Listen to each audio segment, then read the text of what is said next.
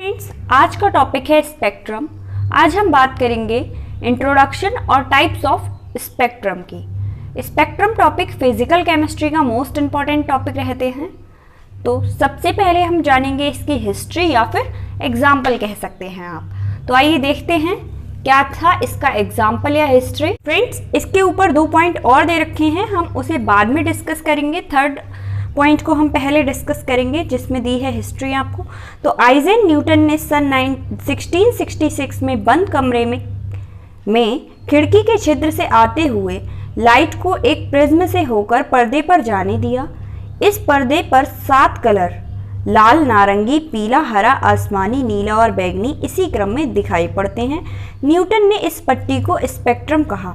तो friends, Isaac Newton नाम के एक साइंटिस्ट रहे जिन्होंने सन 1666 में एक बंद कमरे में, आपने देखा होगा कभी कभी आपका रूम बंद होता है और खिड़की से एक हल्की सी रोशनी आती होती है, उसी रोशनी को इन्होंने एक प्रिज्म से होते हुए, बीच में एक प्रिज्म रखा, प्रिज्म से क्रॉस कराते हुए पर्दे पर डाला।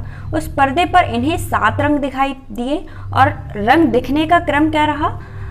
सबसे पहले दिखाई दिया लाल, उसके बाद नारंगी, पीला, हरा, आसमानी, नीला और बैंगनी। इसी क्रम में ये दिखाई दिए थे और इसी क्रम या फिर इसी पट्टी को इन्होंने कहा स्पेक्ट्रम।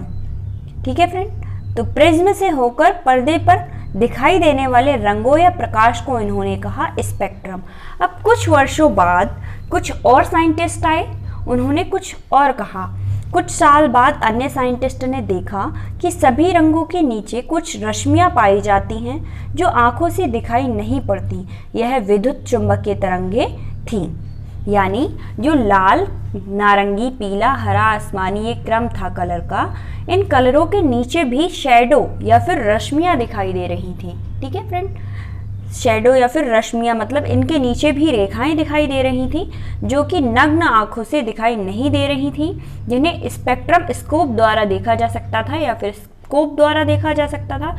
उन्हें कहा गया विद्युत चुंबकीय तरंगे।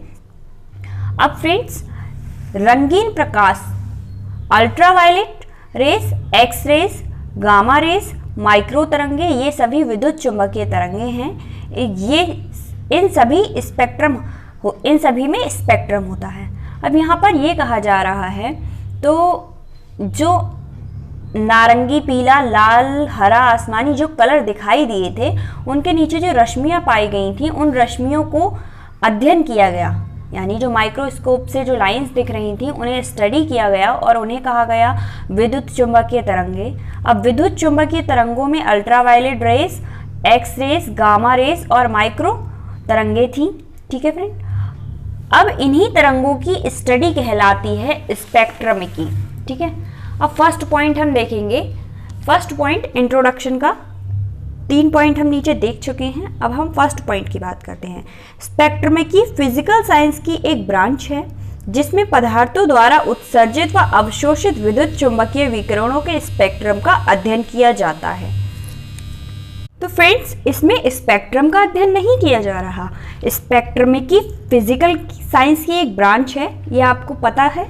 इसके बाद ये जिसमें पदार्थ द्वारा उत्सर्जित व अवशोषित विद्युत चुंबकीय विकिरणों स्पेक्ट्रमों का अध्ययन किया जाता है। यानी जो नीचे पाई जा रही थी रश्मियाँ, उनकी जो विद्युत चुंबकीय तरंगे थी वो पाई जा रही थी, उनका अध्ययन किया जाता है। इसे ही कहते हैं स्पेक्ट्रमिकी। ठीक है, इस ब्रांच में स्पेक्ट्रम की स्टडी की जाती है। ठीक है, इस ब्रांच में स्पेक्ट्रम की स्टडी की जाती है। अब यहाँ पर आप फिगर में देख सकते हैं कि सनलाइट है, सनलाइट को एक प्रिज्म से गुजारते हैं तो हमें 7 कलर प्राप्त होते हैं। ठीक है, सनलाइट को जब हम एक प्रिज्म से गुजारते हैं तो हमें 7 कलर्स प्राप्त होते हैं। एंड लास्ट पॉइंट है, स्पेक्ट्रम विज्ञान किसी पदार्थ और विद्युत चुंबकीय विकिरणों को पारस्परिक क्रिया का अध्ययन है। ठीक है, स्पेक्ट्रम विज्ञान किसी पदार्थ और विद्युत चुंबकीय विकिरणों की, किसी पदार्थ का और विद्युत चुंबकीय विकिरणों की पारस्परिक क्रिया का अध्ययन है। अब हम बात करेंगे टाइप्स ऑफ स्पेक्ट्रम की। तो देखते हैं types of spectrum. Spectrum 2 types के होते हैं, उत्सर्जन स्पेक्ट्रम, ठीक है फ्रेंड, और एक है अवशोषण स्पेक्ट्रम, उत्सर्जन और अवशोषण स्पेक्ट्रम। सबसे पहले हम बात करेंगे उत्सर्जन स्पेक्ट्रम की। एमिशन स्पेक्ट्रम भी कहते हैं इसे। जब किसी पदार्थ को, ठीक है, हाई टेम्परेचर पे गर्म किया जाता है तो उससे लाइट रेडिएशन उत्पन्न होती है। जब किसी भी पदार्थ को हम बहुत हाई एनर्जी लेवल पर गर्म करते हैं तो उससे एक लाइट, या फिर जैसे लोहे को गर्म करते हैं तो लोहे का रंग लाल हो जाता है ज़्यादा गर्म करने पर, ऐसे ही लाइट निकलती है। जो इस रेडिएशन को जब प्रिज्म से गुजारकर स्पेक्ट्रोस्कोप से देखा जाता है तो स्पेक्ट्रम प्राप्त होता है। स्पेक्ट्रम मतलब 7 कलर्स प्राप्त होते हैं। अब इसे स्पेक्ट्रम कहा गया है, अलग अलग कलर तो नहीं कहा जा सकता, इसे कहा गया है स्पेक्ट्रम। तो यहाँ पर इस रेडिएशन को जब प्रिज्म से गुजारा जाता है, ठीक है, स्पेक्ट्रोस्कोप से देखा जाता है तो स्पेक्ट्रम प्राप्त होता है। तो इस प्रकार से प्राप्त स्पेक्ट्रम को इमिशन स्पेक्ट्रम कहा जाता है। अब देखते हैं हम डेफिनेशन। तो डेफिनेशन है, उत्सर्जन स्पेक्ट्रम की डेफिनेशन क्या है? किसी प्रिज्म से होकर निकलने वाली प्रकाश को जब सीधे ही स्पेक्ट्रोस्कोप से देखा जाता है तो इस प्रकार स्पेक्ट्रम को इमिशन स्पेक्ट्रम कहा जाता है। ठीक है, उसे डायरेक्टली किससे देख दिया? स्पेक्ट्रोस्कोप से देख लिया तो क्या होगा वहां पर? इमिशन स्पेक्ट्रम कहलाएगा। अब इमिशन स्पेक्ट्रम कितने प्रकार के हैं? कंटिन्यूअस स्पेक्ट्रम, लाइनर और एटॉमिक स्पेक्ट्रम और बॉन्ड स्पेक्ट्रम, यानी सतत, रेखित और बेंड स्पेक्ट्रम। सबसे पहले कॉन्टिन्यूअस स्पेक्ट्रम, लाइन और एटॉमिक स्पेक्ट्रम, बॉन्ड स्पेक्ट्रम, ठीक है, सतत, रेखित और बेंड स्पेक्ट्रम। अब हम बात करते हैं कंटिन्यूअस स्पेक्ट्रम की। कंटिन्यूअस स्पेक्ट्रम्स में क्या है फ्रेंड्स? जब किसी ठोस सॉलिड पदार्थ को अत्यधिक गर्म किया जाता है तो उससे प्राप्त प्रकाश निकलने लगता है। यह लाइट ठीक व्हाइट लाइट के जैसी होती है। जब किसी भी पदार्थ को, जैसा कि मैं आपको पहले भी बता चुकी हूँ उत्सर्जित स्पेक्ट्रम में, कि जब हम लोहे की छड़ को गर्म करते हैं या फिर किसी भी लोहे की चीज़ को गर्म करते हैं तो उस ज़्यादा गर्म करते हैं तो उसका रंग रेड हो जाता है। वो क्या होता है? प्रकाश निकल रहा है उससे। ठीक है, तो यहाँ पर भी वही बात हो रही है कि जब किसी ठोस या फिर सॉलिड को अत्यधिक गर्म किया जाता है तो उससे निकलने वाले प्रकाश को व्हाइट लाइट के जैसी ही होती है। व्हाइट लाइट मतलब सन रेज जैसी ही होती है। अब नेक्स्ट पॉइंट है, जब इस व्हाइट लाइट को प्रिज्म से गुजारा जाता है तो हमें स्पेक्ट्रम के 7 रंग प्राप्त होते हैं। स्पेक्ट्रम के 7 रंग प्राप्त हो गए। स्पेक्ट्रम प्राप्त हुआ मतलब 7 रंग प्राप्त हुए हमें। अब ऐसे स्पेक्ट्रम गर्म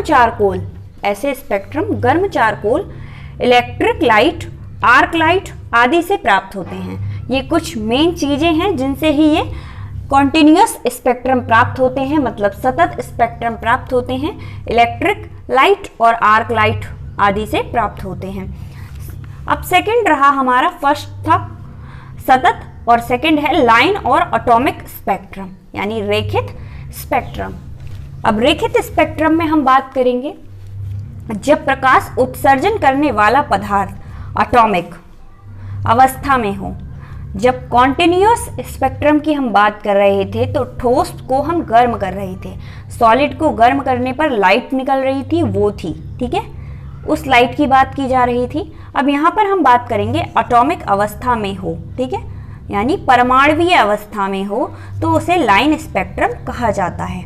जो उत्सर्जन हो रहा है, प्रकाश का उत्सर्जन, वो किसी एटॉमिक से हो रहा है तो वहाँ पर हमें लाइन स्पेक्ट्रम मिलेगा।